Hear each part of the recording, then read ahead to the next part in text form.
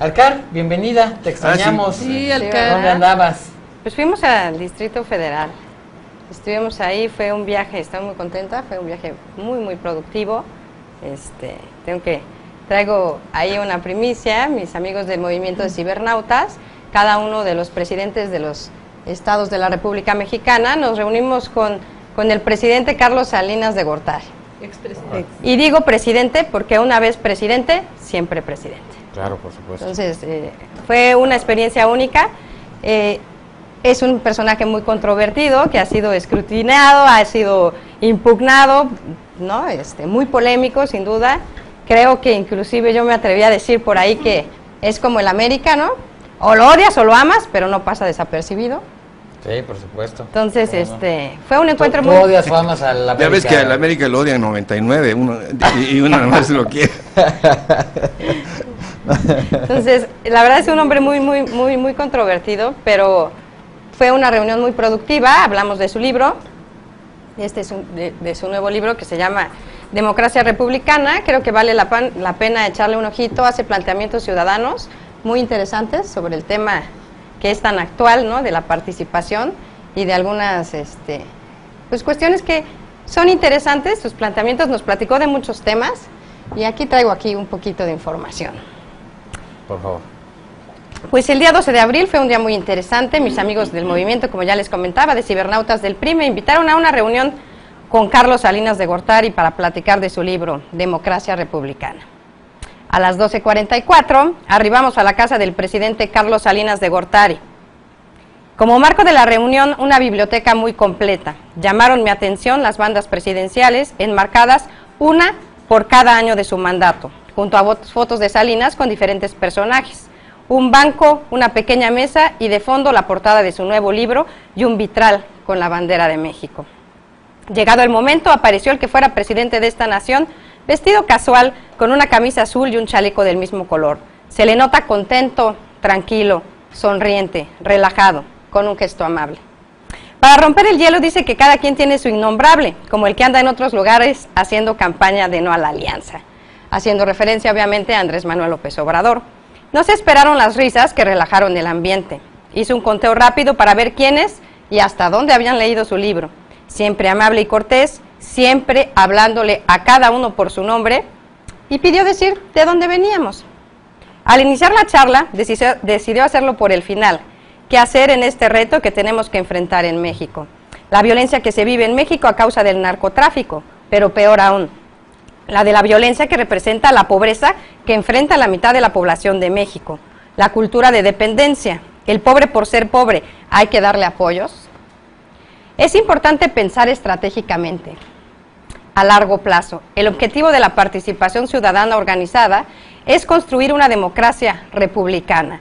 Dicho pensamiento constituye una clara invitación a los jóvenes a hacerlo, tal y como destaca en su libro. Una de sus ventajas es que llama a esforzarnos con realismo. Destacó el papel indispensable de las mujeres y de los jóvenes. Hoy más que nunca es importante reconocer a las mujeres en el centro del esfuerzo democrático republicano. Sin duda, me sorprendió. Hablaba de los temas y citaba cada uno de los capítulos, inclusive páginas con un gran conocimiento de cada una de las palabras escritas en ese libro. Conocedor de muchos temas, fechas, acontecimientos, momentos, una memoria inmejorable. Se abrió la sesión de preguntas y respuestas. Alguien preguntó que quiénes eran los intelectuales del PRI. Su respuesta causó sorpresa a más de uno. Cada uno tiene que encontrarlos, tienen que ser nuevos y jóvenes, dijo. El PRI perdió la elección porque el PRI perdió la batalla. El PRI no está en la batalla de las ideas, comentó. Habló de la cultura del esfuerzo, como ejemplo Villarraigosa, y de cómo muchos paisanos mexicanos tuvieron que emigrar a Estados Unidos para buscar una oportunidad. Menciona que Obama no es diferente a sus antecesores. Creo que difiero de su opinión en lo personal. Creo que, sin duda, Barack fue y hizo planteamientos completamente diferentes a los que en su momento George Bush o Bill Clinton hicieron. Sobre las tecnologías, narra paso a paso la caída del régimen autoritario de Mubarak en Egipto. El gran apagón para dejar a la gente incomunicada, pero también del papel que jugaron las redes sociales y su papel fundamental para la caída de este régimen que se había perpetrado mucho tiempo en el poder. Pero remata diciendo, cuando se trata de crear ciudadanía y participación, no basta tener un Facebook y un Twitter. La ciudadanía se hace cara a cara, acercándose a la gente. También habló de los periódicos y que ya están en su fin, ¿no? Que tienen los días contados por la disminución de publicidad y también el tiraje, ya que ahora todo se va a la red. Sobre el tema, sonrió a gusto, sacó su BlackBerry y dijo, todo está aquí. Dicen que son seguros, pero tienen sus complicaciones. Habló de lo importante que es el empoderamiento de la sociedad, del intento que hizo con el programa, que sin duda casi todos los mexicanos recordamos, que es Solidaridad. Era un proyecto de desarrollo que buscaba la participación ciudadana. Puso un ejemplo. En las colonias, los gobernantes hacen obras y llegan y esperan llevarse las palmas, pero existe la indiferencia social. La gente se queja, que porque no la escucharon, no lo hicieron a tiempo, porque cobraron el doble de lo que cuesta. En Solidaridad, cuando se entregaban las obras, era una fiesta, comenta. Las personas se sentían sujetos y no objetos, ya que ellos habían participado de forma directa, organizando, pero sobre todo involucrándose en todo el proceso. Resaltó la importancia de establecer presupuestos participativos también, que lo plantea ampliamente en su libro. Dice que en lugares como Barcelona funcionan muy bien y en México ya hay algunos intentos, como el caso de Tlaquepaque, el de Tuxpan, Veracruz, el de Fresnillo, inclusive el de Catepec. Algunos de estos intentos con nombres muy parecidos a lo que fue su programa distintivo. El poder de servir en esta nación que nos vio nacer y haberlo hecho con vitalidad y deseo de superación es necesario. Hay que buscar el ánimo participativo, apuntó. Esta es una muy breve reseña. Habló de temas muy interesantes, pero estos no se los voy a contar hoy. Tendrán que consultarlos en mi próxima columna. Obviamente el caso del pleito que están con Televisa, ¿no? Y Telmex. Habló ampliamente. Habló también sobre los sindicatos, el tema de la quina, por ejemplo, ¿no? Y muchos otros temas muy interesantes. Hablamos de todo y de nada, ¿no? De repente surgían muchas preguntas. Creo que es un personaje que además tiene mucho carisma, debo reconocerlo, te cae bien, amable, ¿no? Gustoso de recibirnos. Estuvimos en su biblioteca, debo confesar que es una biblioteca inmejorable, ¿no? Muchísimos libros de muy buen gusto y creo que el señor pues además es muy inteligente, ¿no? Tiene un IQ muy especial y ahí está, fue un día importante. Agradezco a mis amigos del movimiento de cibernautas, a Sergio José, a Aldo Irán, y toda una experiencia haber podido estar en su casa. Claro, por supuesto, bueno, es un líder carismático, ¿no? Por supuesto, inteligente, eso nadie se lo niega, nadie se lo quita, independientemente pues de lo controvertido, lo polémico que sea él en lo personal y que haya sido su gestión. Leíamos tan solo ese día, el martes, su columna sobre el efecto tequila, 15 años después, ¿sí? Que publicó en Milenio, donde hace pues algunas consideraciones sobre el tema respecto también de la gestión de Ernesto Zedillo y bueno, a final de cuentas lo que sí no se le puede negar es que es un tipo carismático. Sí, con mucho carisma. Fíjate que además inclusive yo me acerqué a platicar un poquito ahí a la hora que estaba firmando los libros. Y platicamos inclusive de estas nuevas figuras de vanguardia, ¿no? que se van a plantear en la reforma, ¿no? Y que inclusive en la reforma que se hizo aquí en Oaxaca ya están estas figuras, ¿no? Hablábamos del plebiscito y todo. Se acercó y muy amablemente me explicó, creo que se desconcertó un poco de la pregunta, y me dijo que cree que estas figuras pues realmente no funcionan, ¿no? Que muchas veces nada más es como para hacer que estamos ciudadanizando las cosas, pero que además la ciudadanía viene de abajo. Claro. De abajo hacia arriba. Entonces, estas instancias gubernamentales o estas figuras que se plantean, pues hacen una reforma muy completa, pero de allá que funcionen es otra cosa.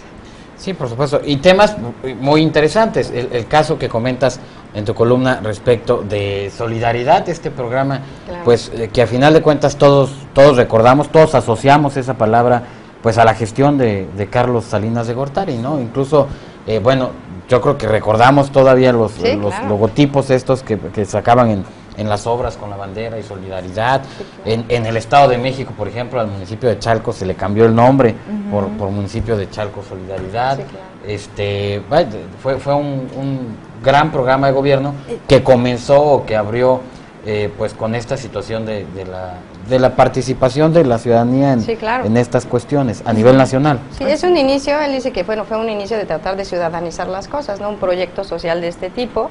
Y bueno, pues también podríamos comentar que Solidaridad es la tesis con que Salinas se gradúa de la universidad. Obviamente después aplicado, repensado, y en su gobierno lo aplica. Pero esa es su tesis con la que se gradúa el doctor Carlos Salinas de Gortari de la universidad. Pues ahí está. Me parece que teníamos un pequeño audio. Sí, tenemos ahí un audio. Vamos a mandar al audio. Por favor. Ustedes vieron lo que ocurrió en la Plaza Caribe del Cayo, cuando los primeros días de enero de este año, la ciudadanía se volcó a reclamar lo que un régimen que llevaba, no es un régimen unipersonal, casi 40 años imponiendo, y ya era una plutocracia que estaba realmente nada más chupando todas las oportunidades que existían en el país. Los ciudadanos salieron a reclamar. Lo que se dice hoy es que las nuevas tecnologías, en particular Internet y las redes que se construyen a través de la propia de la red, son las que permitieron esta revolución ciudadana.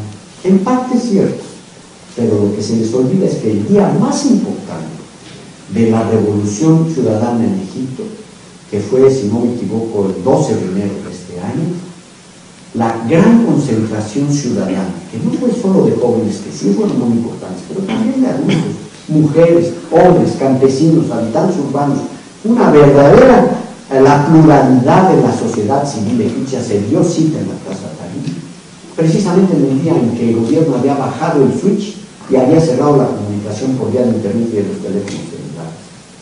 ¿Qué quiere esto decir? Que sí es importante la tecnología para construir relaciones, pero no es suficiente. Se requiere esta movilización real en la parte final de tu pregunta, la que no me gustó, pues eso se encuentra en los ustedes, o sea, los tienen que construir nuevos. ¿Qué le pasó al PRI? No solo perdió la presidencia de la República en el 2000, sino también perdió la batalla de las ideas. El PRI es un partido que en primer lugar no gobernó 71 años. Fueron muy distintos partidos, bajo esas siglas y otras diferentes, PNR, PRM, los que tuvieron la responsabilidad del gobierno en gran parte del siglo XX. Pero esa estructura política se hizo de una imagen de la llamada Revolución Mexicana, la asumió, y tuvo sus intelectuales orgánicos, que no son otros que aquellos que construyen consensos sin coerción. Es decir, sin usar la fuerza del Estado, convencen a la sociedad sobre una propuesta y entonces construyen lo que se llama una hegemonía. Y se trabaja sobre todo en el terreno de la sociedad civil y de la cultura. Capítulo 10 del libro. Bueno, pues esos intelectuales orgánicos que tenía el PRI los perdió. Y hoy quienes dominan son los intelectuales orgánicos del neoliberalismo o del neopopulismo. Y los priistas están borrados, en ese sentido. No borrados electoralmente, está bien, ¿no? Pero intelectualmente el PRI no está en la batalla de las ideas. Ustedes tienen que exigir la construcción de sus propios intelectuales orgánicos que articulen una propuesta y tengan la capacidad de convencer, de construir un consenso sin necesidad de recurrir a la coerción. Ahora, tu primera pregunta, acciones concretas en el Estado que viene. Pues ahí está lo que platicaban con Carlos Salinas. Un poco ahí del audio. Dos temas que toca en estos dos audios. Uno, bueno, el tema de las redes sociales, ¿no? Sí. Cómo se construye una ciudadanía, pero que tiene que serse, él dice que frente a frente, pues, ¿no? Sí es un instrumento las redes sociales, pero esta cuestión de crecimiento y de buscar la participación nunca puede ser por un medio como tan frío, sino tiene que ser trabajando de cara a cara con la gente, caminando. Sí, por supuesto. Y el otro que me parece pues interesante, esta crítica al revolucionario institucional en el sentido pues de la carencia de intelectuales, dice él, de la carencia de los hombres de ideas. Me parece que pues sí, se extraña mucho el revolucionario institucional a hombres como Reyes Heroles. Tal vez Manlio Fabio Beltrones sea el que esté ahorita dando alguna batalla en cuanto a las ideas, en cuanto a las propuestas, pero sí como ideólogo, con toda esta consistencia que le dio Reyes Heroles en su momento al revolucionario institucional, pues hace muchos años que no vemos algo así. Sí, claro. Se acabaron con Ernesto Zedillo, se fueron del país, no sé qué les pasó, ¿no? Claro, Pero desde que llegó Zedillo a la presidencia se acabaron los ideólogos del